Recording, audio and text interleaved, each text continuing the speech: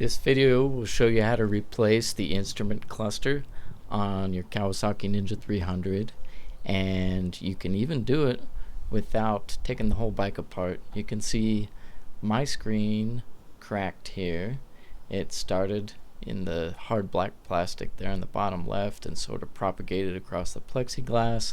I was concerned about it because some moisture was getting back behind it, and I didn't want to damage the instrumentation. I figured the electronics are going to be a lot more expensive to replace than the housing.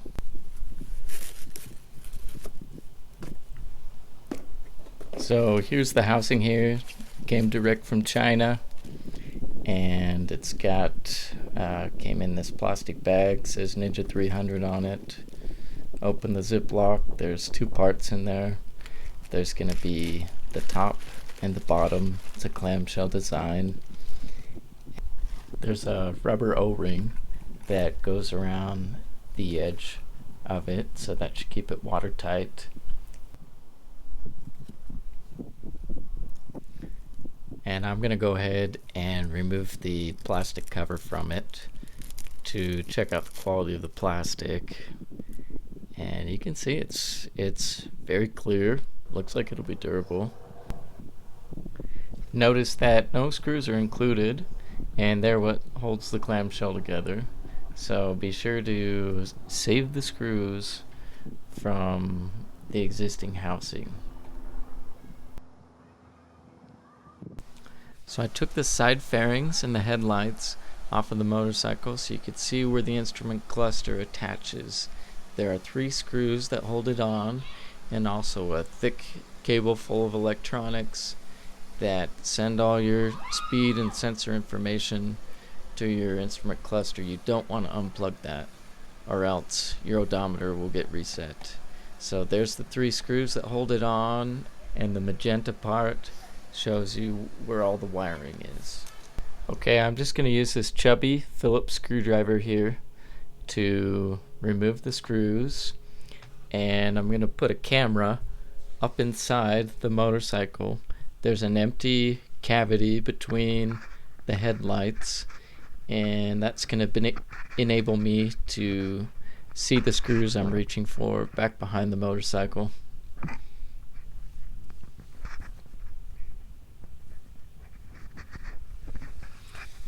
There we go, got it in place, and I'm going to start on the top screw. It's the easiest one to get by far.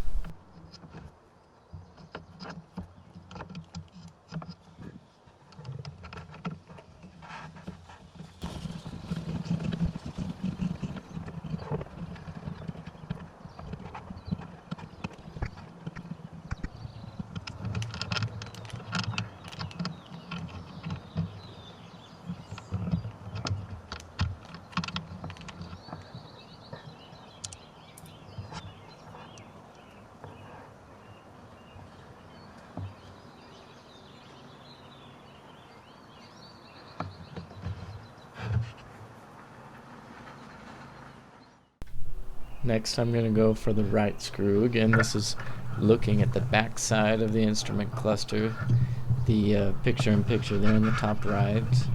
This one's a little trickier to get to than the top one because your hand's going to be hitting against that right headlight a little bit.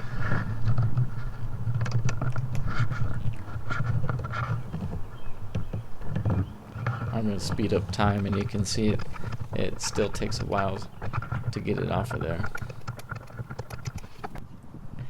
Now I'm going to go ahead and say this: if you feel comfortable taking the fairings off your bike, it'll take a lot more prep for you to get to that instrument cluster to take it off, but it'll save you a lot of grief trying to jam your hand back behind the motorcycle and contort it in weird positions. And at the end of the day, your hands are going to hurt a lot less if you chose to remove the fairings in order to get to the gauge cluster. Because I tell you, mine were kind of sore and cramped after doing this, but I did want to show that it's possible to do so.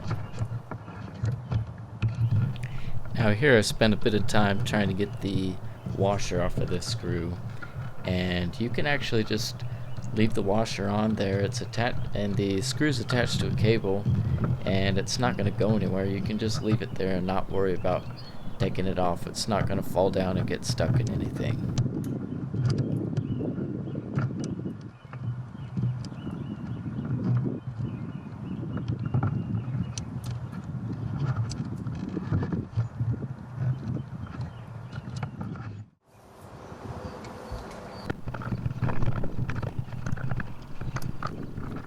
Now it's time to remove the left and final screw. And for me, this is by far the most challenging one. I think number one, because my hands were tired from the contorted positions they had to be in to get the other screws out. Second of all, this one's just harder to get to. I feel like I couldn't get the screwdriver straight on there, and that it was barely connected to the screw. It took a lot of turns, but eventually I was able to get it.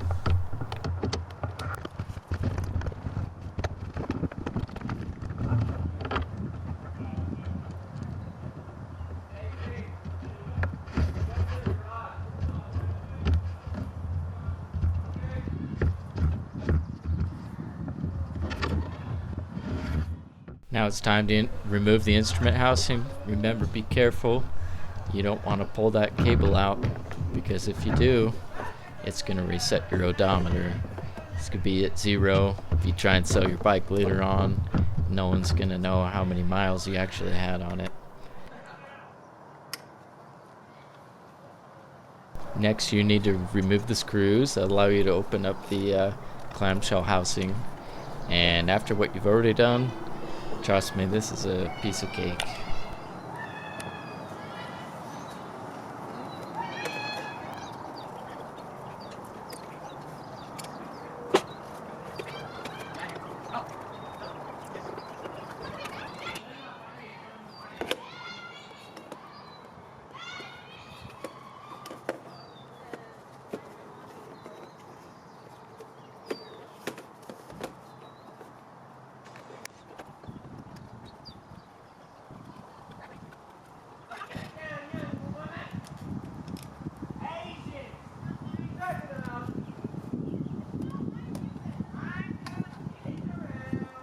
The last screw you got to remove here is scary looking. It has that sticker on it. Once you remove it, someone's going to know you took your housing apart. Probably void your warranty. Given that my bike is over 2 years old now, I'm not concerned about it. I'd rather just not have a broken screen.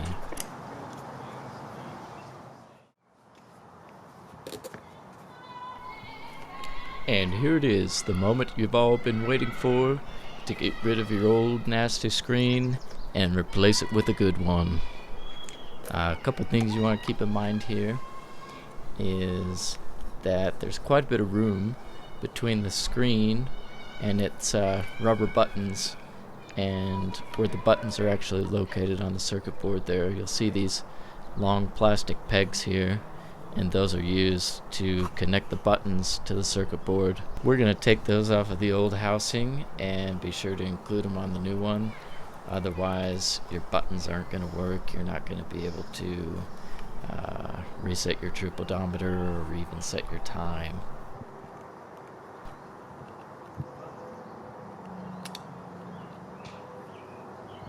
Now, I went ahead and pulled the entire buttons out, the rubber buttons. I didn't remember that they were on the new face there.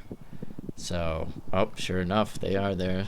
So I didn't have to do that. I could have just pulled the pegs out. So I'll just pull the pegs out of the old buttons and put them into the new ones.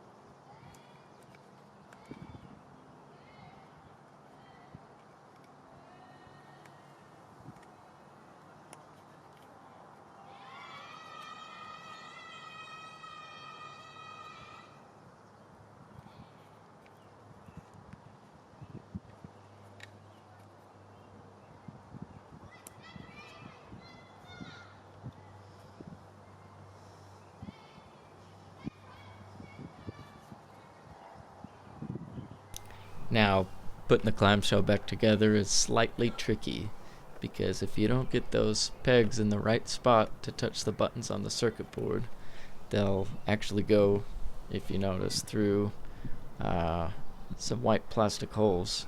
If you don't get those lined up right, then your clamshell won't be able to snap into place, and you'll notice because there'll be a big gap along the lines, and you'll hear it actually snap into place when you got it. So once you do that, all you gotta do is go ahead and put all the screws back in there. And I decided I didn't want to tighten the first one all the way. I wanted to undo it a little bit, kind of like when you're putting lug nuts on a car. You tighten them most of the way and then go back and tighten them down all the way. And what I'm hoping to gain there is to get a nice uniform even seal on that rubber gasket that goes all the way around the clamshell, so that it's sealed real tight against weather. I don't want any water or dust getting in there and ruining my instrumentation.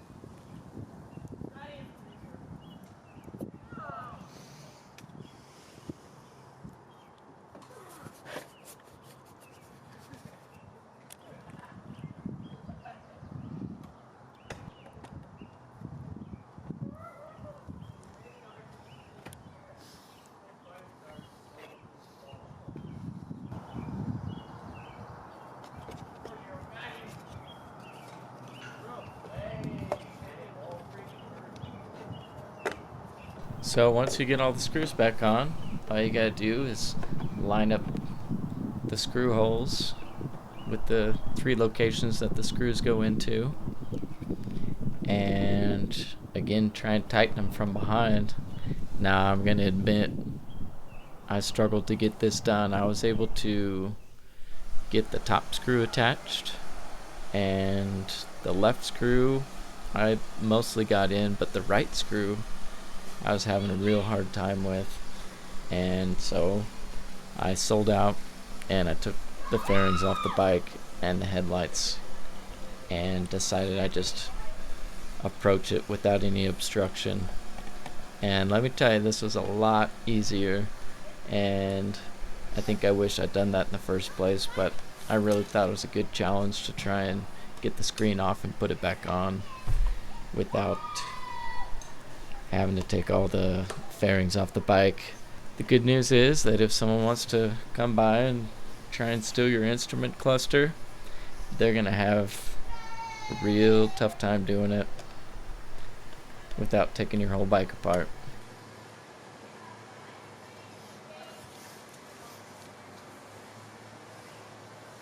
Now I can show you where I went wrong on this right screw here. I wasn't able to get it in more than just a couple turns, and the problem was that I wasn't putting the screw in straight. So you can see I back it out a little bit, straighten it up perpendicular to the hole, and then it's really easy to screw in. But it's hard to tell how you're doing that when you have no room to work with it. Alright, we got all the screws connected. Looks pretty tight and secure. Well, time to try it out.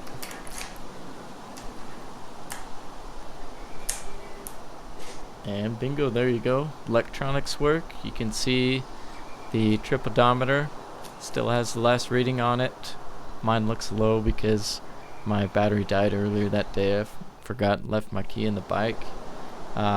One last look. You can see how nice and smooth the new screen looks.